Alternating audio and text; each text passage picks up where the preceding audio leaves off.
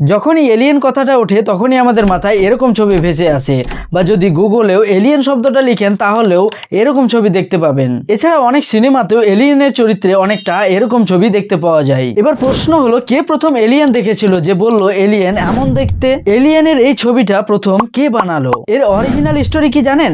নাসার বিজ্ঞানীরা একসাথে বসে রিসার্চ করে ডিজাইন বানিয়েছিলেন। যদি আপনি এমনটা ভাবছেন তাহলে ভুল ভাবছেন। এটা একটা ভারতীয় বাঙালিতে বানিয়েছেন, তিনি কোনো সায়েন্টিস্টও ছিলেন না। ভারতের 99% মানুষ এই বিষয়ে জানেন না, তিনি শুধু এর ফেসই না পুরো বডিও বানায় যে এলিয়েন কেমন দেখতে হতে পারে। আর তার এই আইডিয়াকে চুরি করে হলিউডে মুভিও তৈরি হয়, আর একটা নয়, দুটো নয়, 4টা অস্কার জিতেছিল এই মুভিতে। 1983-তে পুরো হলিউড কেঁপে গেছিল যে এমন আইডিয়া কারো মাথায় কিভাবে আসতে পারে। কারণ ভারতীয় রাইটারের যে স্টোরি ছিল সেখানে একটা এলিয়েন ভুলবশত একটা গ্রামে চলে আসে আর একটা বাচ্চার সাথে বন্ধুত্ব করে আর তার জীবন বদলে দেয়।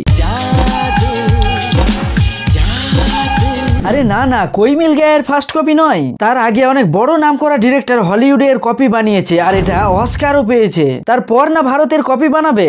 ভারতীয় রাইটারদের স্টোরি চিনতে অনেক সময় লাগে। যখন এর স্টোরি হলিউডের সবচেয়ে নাম করা science fiction writer Arthur C ক্লার্কের কাছে পৌঁছায়, তখন তিনি এর এতটা প্রশংসা করেন আর হলিউড স্টুডিওতেও পুশ করেন যে এর ওপর তো একটা সিনেমা অবশ্যই বানানো প্রয়োজন। তখন বিশেষ কিছু ফলাফল হয় না, কিন্তু তার কয়েক বছর পর হলিউডের সবচেয়ে বড় ইউনিভার্সাল স্টুডিওতে একটা মুভি প্রডিউস হয়, যার ডিরেক্টর ছিল স্টিভেন স্পিলবার্গ, যার টাইটেল ছিল ইটি।